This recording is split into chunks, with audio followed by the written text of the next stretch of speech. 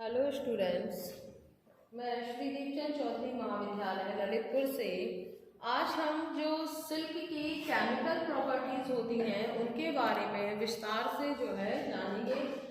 इससे पहले हमने जो सिल्क की जो फिजिकल प्रॉपर्टीज थी उनका क्या कंपोजिशन था एंड प्लस उसकी स्ट्रेंथ, इसी के साथ साथ उसकी जितनी भी विशेषताएं थी सारी हमने उसकी कैरेक्टरिस्टिक्स जितनी भी थी हमने क्लियर की थी।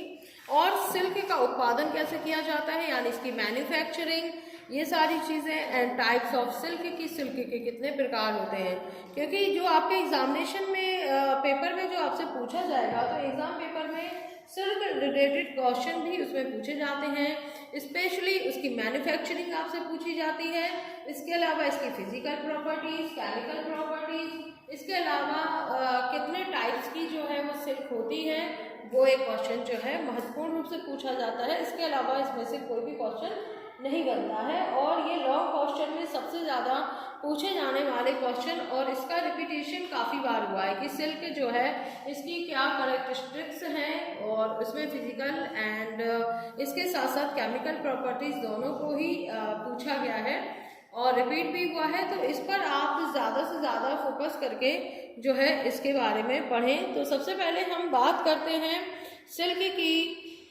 केमिकल प्रॉपर्टीज़ में जो पहला है वो इफेक्ट की एसिड का क्या इफेक्ट होता है उसके बारे में, क्योंकि सिल्क जब रेशा है तो उस पर कुछ रासायनिक प्रभाव भी जो है पड़ते हैं। जैसे किसी रसायनों के घोल में जब हम डालते हैं तो रेशम पर क्या प्रभाव पड़ेगा, जैसे कि अम्ल का क्या प्रभाव पड़ेगा।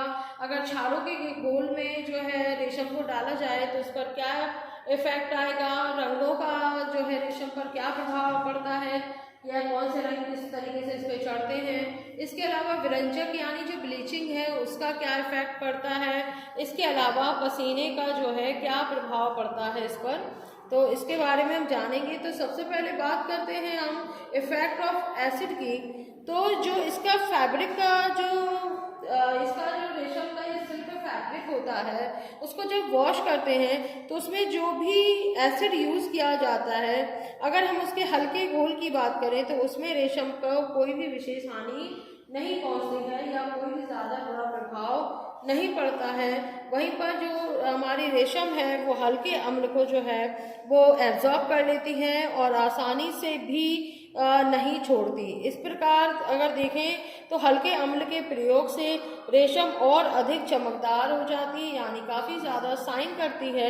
लेकिन अगर वहीं पे हम अगर तेज अम्ल की बात करें तो उसके घोल में जो रेशम है वो गल सकती है या काफ़ी कुछ खराब हो जाती है, विशेषकर यदि उसे काफ़ी देर तक ऐसे घोल में भिगोकर रखा जाए जो कि तेज घोल हो तो थोड़ी ही देर में भी ऐसे घोल से जो कपड़ा है वो सिकुड़ जाएगा, वो श्रिंक कर जाएगा और उसकी जो चमक है वो जो है वो समाप्त हो जाएगी या उसकी जो शाइन है वो ख़त्म हो जाएगी। वहीं पर हम नाइट्रिक एसिड की बात करें जिसका तेज घोल से रेशम का जो कलर है वो पीला हो जाता है और ये गल जाती है और ये रेशे की पहचान करने के लिए एक अच्छा परीक्षण भी साबित होता है। क्योंकि अगर हम बाजार में सिल्क खरीदने जाते हैं और अगर उसमें कोई मिक्सिंग है या उसमें कुछ अन्य रेशों का उसमें जो है यूज़ किया गया है या उसमें अन्य मिलावट की गई है, उसकी पहचान करने के लिए हम नाइट्रिक एसिड के घोल में जो है इसके फाइबर को, रेशम फाइबर को हम उसमें डाल करके चेक कर सकते हैं। यदि वह गल जाता है या उसका कलर येलोइश हो जाता है तो हम पहचान कर सकते हैं कि ये रेशम जो है नकली रेशम है या नकली सिल्क है या इसमें मिलावट है। दूसरा है आपका इस पर पड़ता है कि क्षारों का क्या प्रभाव पड़ता है। तो रेशम पर वैसा ही प्रभाव होता है जैसा ऊन पर, लेकिन उतना अधिक प्रभाव नहीं पड़ता है। जैसे कि कास्टिक क्षार की बात करें, उसके हल्के घोल से प्रायः जो रेशम की चमक है वो समाप्त हो जाती है और उसके रेशे जो हैं बिगड़ जाते हैं। यदि कास्टिक सोडे का घोल अगर गर्म होगा तब तो रेशम जो है के रेशे जो हैं वो एकदम ही गल जाते हैं, लेकिन अगर ऊन के समान जो है ये शीघ्र नहीं गलते हैं।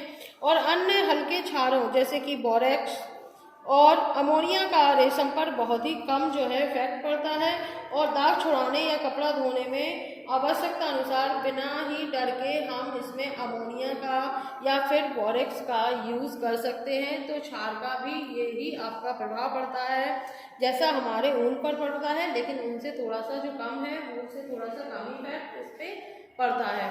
थर्ड जो है आपका वो है रंगों का प्रभाव।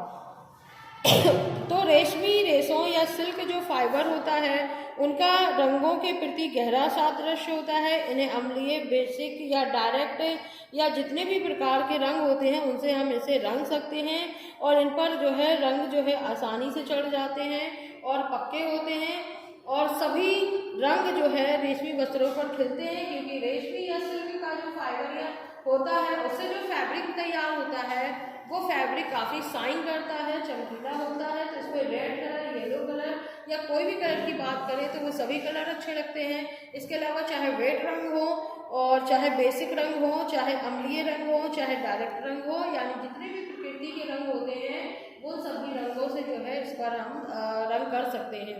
इसके बाद बात आती है ब्लीचिंग की, कि ब्लीचिंग का क्या इफेक्ट पड़ता है या व्यंजक का इस पर क्या प्रभाव पड़ता है। तो जो सिल्क के रेशों पर तीव्र जो है व्यंजक जैसे कि क्लोरीन, सोडियम हाइपोक्लोराइड इनका जो है हानिकारक प्रभाव पड़ता है और इस पर से जो है हल्के एवं जो मृदु व्यंजक होते हैं या जो लाइट जो ब्लीचिंग होती है उसका हम प्रयोग कर सकते हैं। स्पेशली हम इस पर हाइड्रोजन परऑक्साइड जो होता है उसका जो है प्रयोग उत्तम होता है या अच्छा होता है इस पर। तो केवल हाइड्रोजन जो परऑक्साइड हमारा जो एक ब्लीचिंग मटेरियल है केवल आप उसका यूज़ कर सकते हैं। इसके अलावा जो अन्य प्रकार के हैं जैसे कि क्लोरीन, सोडियम हाइपोक्लोराइड, ये जो तेज होते हैं ब्लीचिंग, इनका बहुत ही बुरा प्रभाव पड़ता है। इसके अलावा जो लास्ट आपका बचता है वो है आपका स्वेटिंग का या स्वेट का कहा जाए, क्या इफेक्ट पड़ता है पसीने का। तो रेशमी वस्त्रों पर पसीने का भी बड़ा गलत प्रभाव जाता है, क्योंकि पसीने वाले जो स्थान होते हैं वहाँ पर के रेशे जो है कमज़ोर हो जाते हैं, कलर वहाँ पे फीका हो जाएगा, ख़राब हो जाता है और पहनने के पश्चात जो है पसीने को निकालने के लिए इस वस्त्रों को अच्छी प्रकार से धो करके रखना चाहिए, क्योंकि जब आप धो देते हो तो पसीना निकल जाएगा, जिसकी वजह से जो है इस पर ज़्यादा हानिकारक प्रभाव नहीं पड़ेगा। तो इस तरीके से रेशम की रासायनिक विशेषताएं हो जाती हैं कि इन पर क्या क्या जो है प्रभाव पड़ता है। तो नेक्स्ट वीडियो में हम वूल के बारे में पढ़ेंगे कि ऊन का क्या है, क्या इसकी प्रोसेस है और क्या इसकी मैन्युफैक्चरिंग है, chemical and physical properties plus इसका कितने टाइप्स की होती है, ये सारी चीज़ें जो हैं हम जानेंगे। Thank you.